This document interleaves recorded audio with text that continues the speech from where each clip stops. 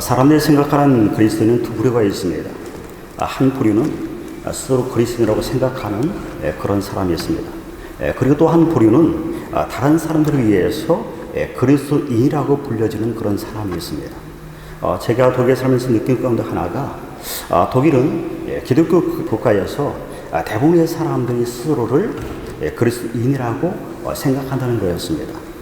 그런데 교회를 다니냐고 물어보면 교회를 나가지 않는다고 대부분의 사람들이 그렇게 얘기를 합니다.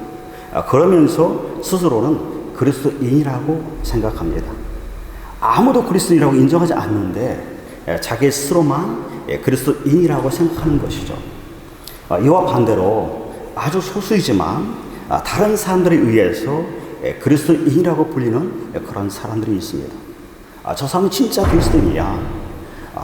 예수를 믿으려면 저 사람처럼 믿어야 돼.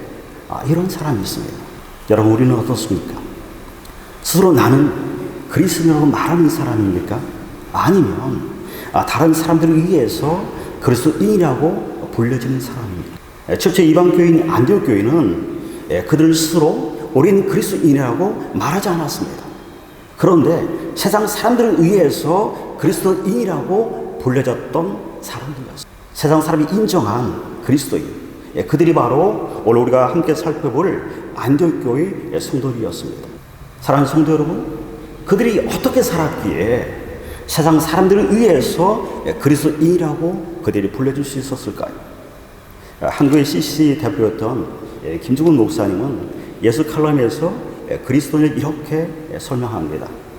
그리스도인이라는 이름은 그리스도만을 생각하고 그리스도를 위해 일하며 그리스도를 존귀하게 하며 언제나 그리스도만을 나타내는 그리스도 중심의 삶을 살고 있는 안디옥교회 사람들에게 안디옥의 일반 믿지 않는 사람들이 붙여준 이름이었다.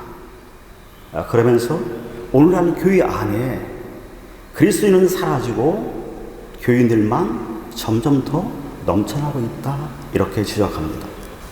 그리스도인이란 그리스도에 속한 사람, 그리스도를 따르는 사람이란 그런 뜻입니다. 이 말은 세상과는 다른 삶을 살아가는 사람들이 바로 그리스도인이라는 그런 의미이기도 합니다. 사단은 우리를 끊임없이 세상에 잡아두고 어떤 세상의 패턴대로 살아가도록 우리를 유혹합니다. 이것을 가장 잘 간파한 사람이 사도 바울입니다. 그래서 그는 로마서 10장 2절에서 우리에게 이 세대를 본받지 말라라고 강력하게 촉구합니다. 우리가 본받지 말아야 할 이 세대를 영어로는 to the pattern of this world, 이렇게 표현합니다. 이 세상의 패턴을 따라가지 말라는 것이죠.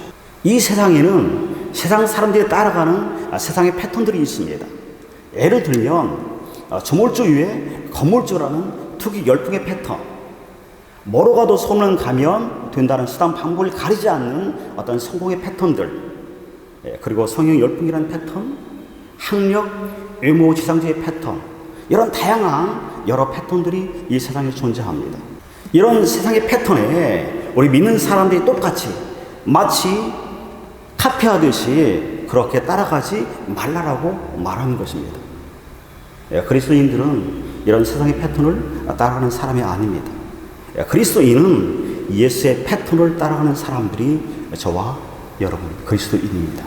안디옥교회 사람들이 세상 사람들로부터 그리스도인이라고 부를 수 있었던 것은 세상의 패턴이 아닌 예수의 패턴을 따라갔던 사람들이어서 그들이 붙여진 그런 호칭이었습니다. 우리 다 같이 사도행전 13장 1절 우리 같이 한번 읽어보겠습니다. 같이 읽습니다. 안디옥 교회에 선자들과 교사들이 있으니 곧 바나바와 니게라 하는 시몬과 고레네 사람 루기오와 부모는 헤롯의 젖동생 마나엔과 및 사울이라. 여기 보시면 안디옥 교회 지도자를 지금 소개하고 있는데요. 거기 보시면 니게라를 하는 시몬이 나옵니다.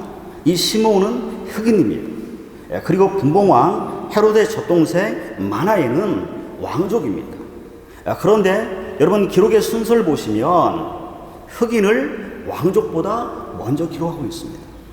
그리고 이방인과 유대인들이 함께 기록되어져 있습니다. 당시는 인종과 신분과 계급의 차별이 엄격히 구분되는 그런 시대였습니다. 이런 시대에 세상의 패턴대로라면 당연히 왕족을 흑인보다 먼저 기록해야 맞습니다. 그런데 안디옥 교회는 이런 세상의 패턴을 따라가지 않습니다. 예수님의 패턴을 따라가는 사람들을 그들이 안디옥 교회의 사람들이었습니다. 인종이 다르고 신분이 다르고 계급이 달라도 그리스도 안에서 모두 하나라는 것, 그것이 그리스도인이죠. 그것이 예수를 믿는 공동체라는 것입니다. 세상 사람들이 전혀 다른 패턴으로 살아가는 사람들, 그래서 세상 사람들에게 그리스도에 속한 삶이라는 그런 호칭을 받은 사람, 그들이 바로 안디옥의 성도 그리스도인이었습니다. 토요 아침 기도를 마치고 저에게 애찬을 하면서 얘기를 나누는데 선교사님이 어떻게 온 집안이 다 예수를 믿게 되었는지 어머니에 대해서 간증을 해주셨어요. 굉장히 감동적이었습니다. 시아버지, 시어머니, 남편 아무도 예수를 믿지 않는 그런 집에 어머니가 이제 시집을 오셨답니다. 그런 집안에 시집을 오셔서 시아버지, 시어머니, 남편 모두를 구원시키고 온 가족이 예수 믿는 예수 가족을 어머니를 통해서 만들어졌다. 그런데 또 놀라운 것은 그 어머니 연세가 지금 83세인데 지금도 매일 성경을 읽으시고 큐티를 하시고 기도를 한답니다. 저는 너무 놀랐어요. 요즘 바쁜 시대를 살다 보니까 많은 사람들이 우리가 성경을 읽고 큐티하고 기도하는 것을 잊고 사는데 이 어머님은 평생을 그렇게 살아오신 그런 분이었습니다. 저는 얘기를 들으면서 이분이야말로 그리스도인에 불릴만한 그런 분이시구나, 그런 생각을 제가 했습니다. 사랑하는 성도 여러분, 우리 모두가 예수의 패턴을 따라가고 말씀의 패턴을 따라가는 그런 배려의 공동체가 되기를 주님의 이름으로 축원합니다. 최초의 그리스도에 몰린 이 안디옥 교회는 처음부터 세상 사람들에 의해서 그리스도인이라 불려진 것은 결코 아닙니다. 안디옥 교회는 이방 지역인 안디옥에 세워진 그런 교회입니다.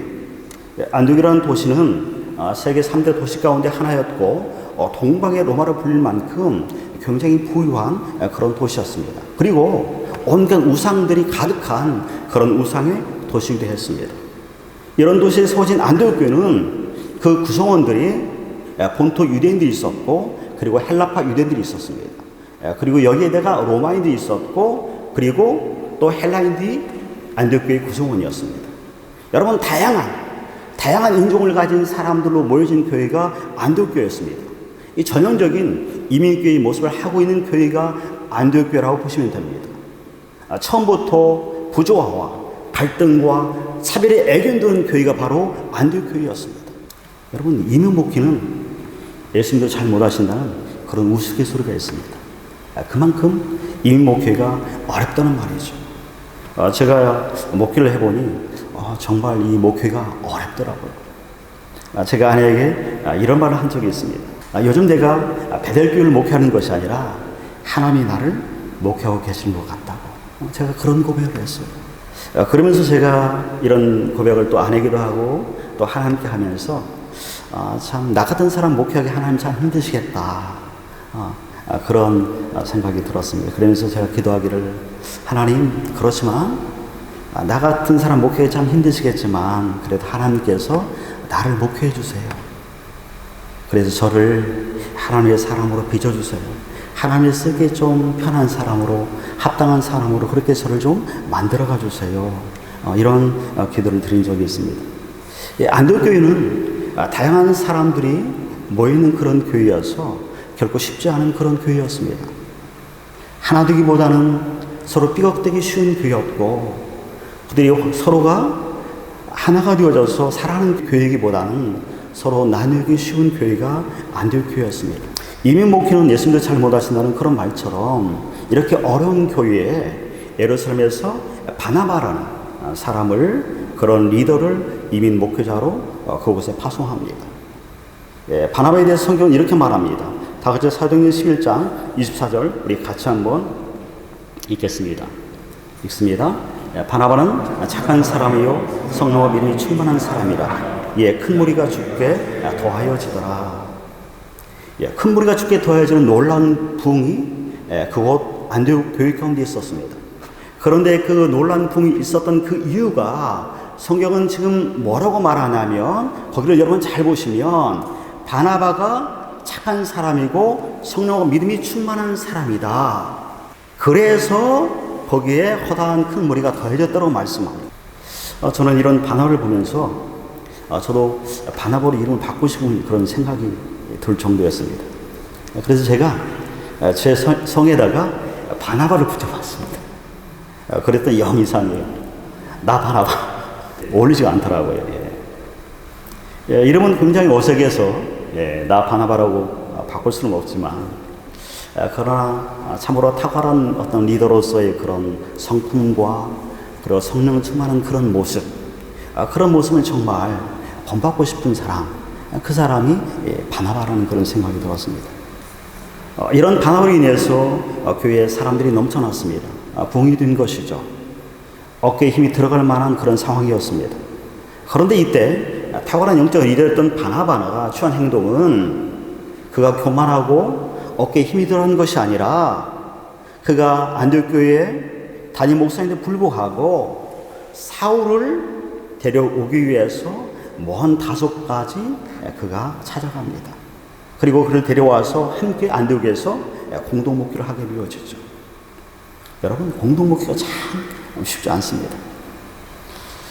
제가 이 베들교회 시작하면서 공동 목회에 대한 그런 마음들이 있었어요. 그래서 이제 한국에서 오신 목사님에게, 목사님, 제가 공동 목회를 한번 하고 싶은데 어때요? 그랬더니 그 목사님이 손살을 치시더라고요. 공동 목회는 절대 안 된다. 한국교회 여러 사례가 있는데 한 번도 공동 목회 성공을 못 봤다. 그렇게 참 깨지기 쉬운 게 공동 목회라는 얘기죠. 그런데 이 영적으로 탁월했던 그리고 온순한 성품을 가졌던 이 바나바는 사울을 다소까지 가서 데리고 와서 함께 아름답게 안디옥교회 공동 목회에서 동행하면서 아름답게 안디옥교회를 세워가는 것을 볼 수가 있습니다. 바나바는 달랐습니다. 참 우리 시대 가운데 이런 리더, 이런 지도자가 필요하지 않은가 생각이 되었습니다. 우리 다 같이 한번 사도행전 11장 25절, 26절 한번 같이 한번 읽겠습니다. 같이 읽습니다. 바나바가 사울을 찾으러 다소에 가서 만나매 안디옥에 데리고 와서 둘이 교회에 1년간 모여 있어 큰 무리를 가르쳤고 제자들이 안디옥에서 비로소 그리스도인이라 일컬음을 받게 되었더라. 안디옥에서 다소까지 거리는 226km입니다. 오늘날 차로 하면 아마 한 2-3시간 정도 걸리는 그런 거리일 거예요. 그런데 당시에는 차가 없었기에 아마도 걸어서는 2-3일 정도는 걸리는 그런 거리였을 것입니다. 그 먼 거리를 큰 교회를 담임하는 그런 안디옥교회 담임 목사인 바나바가 직접 다소까지 가서 그곳에서 사울을 데려옵니다. 다른 사람을 시켜서 데려와도 되는데 그렇게 하지 않고 직접 가요. 우리가 오늘 본문을 읽으면서 우리는 생각하기를 바나바가 다소에 가서 바로 사울을 찾았다고 이렇게 쉽게 생각할 수 있습니다. 그런데 25절에 찾으러라는 그 단어의 원어를 보면 이 단어는 쉽게 찾았다는 그런 의미가 아니라 애써서 찾고 찾아서 결국 찾았다는 그런 의미를 담고 있습니다. 요즘처럼 정확한 주소가 있어서 그 주소를 가지고 쉽게 찾았다는 말이 아닙니다. 다소라는 도시에 사울이 있다는 그 소식을 듣고 무작정 찾아가서 그 큰 다소라는 도시에서 물어 찾고 찾아서 사울이라는 사람을 안디옥까지 데리고 왔다는 것입니다. 한 사람을 세우고자 하는 바울의 열정, 사람을 소중히 여기는 그 바울의 마음을 우리가 알 수 있고 또 느낄 수 있죠. 바나바는 우리가 사도행전 앞부분에서 본 것처럼 사울이 다메섹 도상에서 예수를 만나고 회심했을 때 아무도 이런 사울을 믿어주지 않았습니다. 그때 아무도 사울을 믿어주지 않을 때 오직 유일하게 바나바만이 그런 사울을 믿어주고 직접 자신이 보증하고 또 예루살렘에 데려가서 예루살렘 지도자들에게 사울을 일일이 다 소개하는 그런 모습을 우리가 볼 수 있었습니다. 이처럼 사람을 세워줄 줄 아는 사람, 이 사람이 바로 바나바였습니다. 그는 또한 안디옥교회를 목회하면서 자신을 먼저 생각하지 않고 항상 공동체를 먼저 생각했던 사람이 바나바였습니다. 그래서 안디옥교회 공동체에 뭐가 필요한지 그것을 정확히 진단하고 파악하고 그리고 그 필요한 것들을 위해서 다소까지 가서 사울을 데려왔던 그런 사람입니다. 안디옥교회는 생긴 지 얼마 되지 않은 그런 교회이기 때문에 교회의 영적 기반이 굉장히 약한 그런 교회라고 볼 수가 있습니다. 그래서 안디옥교회는 지금 영적 기반을 다지는 그런 작업이 필요한 그런 교회였습니다. 그래서 영적 기반을 다지기 위해서 당시 최고의 율법학자인 가말리엘에게 율법을 배웠던 사울, 그 사울을 데려오기 위해서 다소까지 가서 데려와서 함께 1년간 동역하면서 안디옥교회를 영적으로 탄탄하게 함께 세워가는 그런 모습을 우리가 볼 수가 있습니다. 두 사람이 이런 아름다운 동역이 안디옥교회에서 선한 영향을 주게 되어졌고 이런 선한 영향 때문에 세상 사람들로부터 그리스도의 일컬음을 받게 되는 그런 놀라운 일이 일어나게 되어진 것이죠. 우리 베들교회로 우리가 서로 먼저 다가가고 먼저 세워줌으로 안디옥 교회처럼 세상에 선한 영향을 주는 그런 교회가 되어지길 주님의 이름으로 축원합니다. 마지막으로 안디옥 교회 사람들이 세상 사람들로부터 그리스도의 일이라 볼 수 있었던 것은 훈련을 통해서 제자로 만들어졌기 때문입니다. 24절에 보시면 바나바로 인해서 안디옥 교회에 큰 무리가 죽게 더해졌다고 말씀합니다. 거기 보시면 어떤 지금 용어를 썼냐면 큰 무리라는 용어를 썼어요. 안디옥 교회에 많은 성도들이 더해졌다가 아니고 큰 무리라는 표현을 썼습니다. 안디옥 교회에 나온 수많은 많은 사람을 가리켜서 큰 무리라고 지금 말하고 있죠. 제자가 아닙니다. 이 큰 무리가 언제 제자가 되느냐? 가르침을 통해서입니다. 우리 다 같이 26절 다시 한번 읽습니다. 읽으면 시작. 만남에 안디옥에 데리고 와서 둘이 교회에 1년간 모여 있어 큰 무리를 가르쳤고 제자들이 안디옥에서 비로소 그리스도의 일컬음을 받게 되었더라. 여러분 여기 보시면 바나바와 사울이 1년간 교회에서 함께 뭐 했다고 하죠? 누구를 가르쳤다고 하죠? 큰 무리를 가르쳤다고 말씀합니다. 그들은 제자가 아닌 무리예요.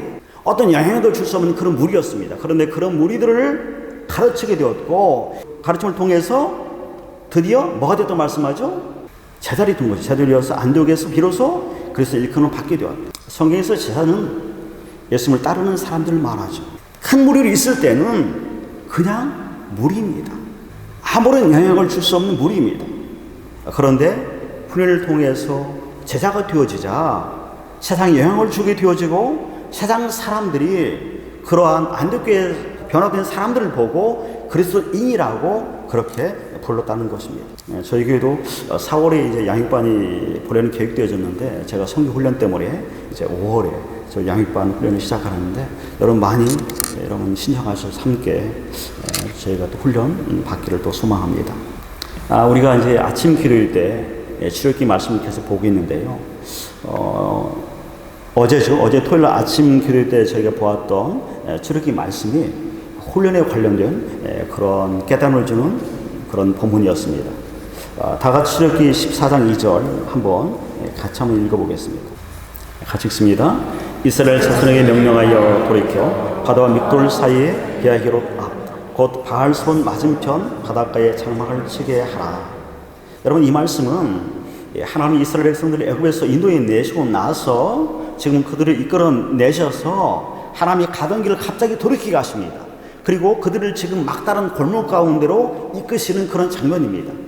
여기 보시면 앞에는 홍해가 가로막고 있었고 그리고 양옆 믹돌과 비아히롯이라는 이곳은 험준한 바위가 가득한 그런 악산입니다.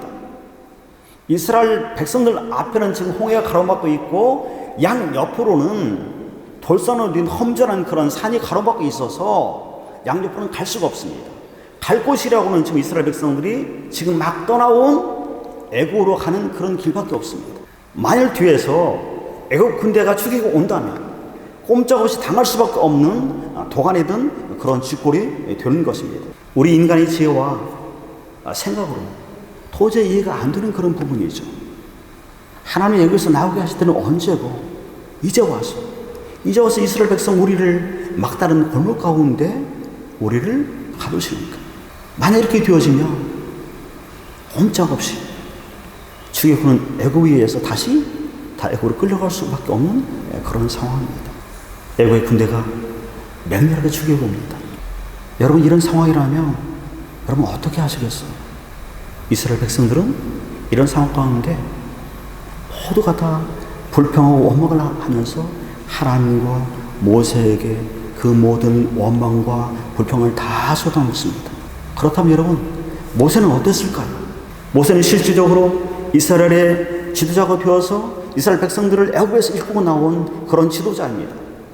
아마도 그는 그 어떤 사람보다도 그 상황 가운데서 가장 큰 압박과 두려움을 느꼈을 것입니다. 그런데 모세는 이런 상황 가운데서 두려워하지도 원망하지도 불평하지도 않습니다. 도리어 모세는 불평하고 원망하는 것이 아니라 원망하고 불평하는 이스라엘 백성을 향해서 너희는 두려워 말고 가만히 서서 여호와의 구원을 보라고 그들을 격려하고 그들을 다독입니다. 여러분, 만약에 모세가 80세가 아닌 혈기가 왕성한 40세에 이스라엘 백성들을 인도해 내다가 방금 제가 보았던 이런 상황 가운데 맞닥뜨리게 되어졌다면 그때 40세의 모세는 여러분 어떻게 행동했을까요? 여러분 한번 상상해 보시기 바랍니다. 아마도 40세의 모세에게 이런 상황이 주어졌더라면 아마도 모세는 별사들을 조직하고 작전을 세우고 배수의 힘을 쥐고 아마도 최후항전했을 것입니다. 40세의 모세라면 충분히 그러고도 남습니다. 그런데 80세의 모세는 달랐습니다. 여러분, 그렇다면 무엇이 8세의 모세로 하여금 달라지게 만들었죠? 모세의 나이입니까? 아니죠. 광야 40년의 훈련이었습니다. 광야 40년 그 훈련이 모세를 바꾼 것입니다. 그런데 여러분, 애굽에서 나온 이스라엘 백성들, 노예로 있다가 나온 이스라엘 백성들은 한 번도 훈련을 받아보지 못한 그런 사람들이었습니다. 한 번도 훈련을 받아보지 않았던 이스라엘 백성들이 막다른 골목에 다다르게 되어지자 그들이 할 수 있는 것은 하나님을 찾는 것이 아니라 원망하고 불평하고 그 모든 것들을 다 하나님과 모세에게 쏟아붓는 그런 일이었습니다. 왜 그렇죠? 그들이 훈련을 받지 않았기 때문입니다.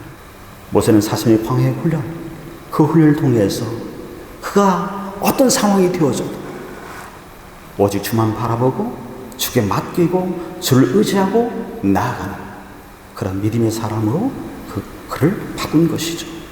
여러분, 훈련이 모세를 바꾼 것처럼 안디옥 교회에 바나바와 사울이 함께 모여서 그 큰 무리를 가르쳤을 때 그들이 제자가 되었고, 그래서 그런 제자를 통해서 안 믿는 사람들에게 최초의 그리스도인이라는 그런 여기로운 호칭을 그들이 들을 수 있게 되어졌던 것입니다. 그리고 세계 선교의 전적 기저로 안디옥 교회가 나중에 하나님께 아름답게 쓰임받게 되어집니다. 신앙생활을 하는 모습을 보면 미신처럼 신앙생활하는 사람이 있습니다.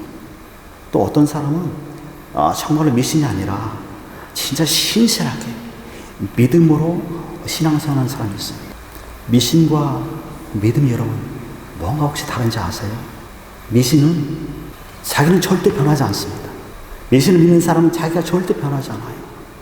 자신은 변하지 않으면서 신의 마음을 바꿔서 내가 원하는 것을 얻어내는 것, 이게 미신입니다. 그래서 미신 믿는 사람들은 구슬하고 시성을 들이죠. 그런데 믿음은 뭐냐면 절대다이신 그 하나님 앞에 잘못된 내가 나아가서 내가 변하는 것입니다. 여러분, 우리에게 이게 필요합니다. 신앙을 미신적으로 믿는 것이 아니라 내가 믿음으로 신앙하는 것, 그게 우리에게 필요하죠. 안디옥 교회의 믿음의 성도들은 정말로 믿음으로 그렇게 신앙했던 그런 사람들이라고 우리는 생각할 수가 있습니다. 사랑하는 성도 여러분, 우리가 함께 주 안에서 우리가 정말 믿음으로 신앙하고 그리고 주 안에서 함께 우리가 훈련되어져서 함께 제자로 세워져서 이 땅의 사람들로부터 그리스도인이라고 불려지는 그런 믿음의 삶을 살아가는 저와 여러분들이 되어지기를 소망합니다.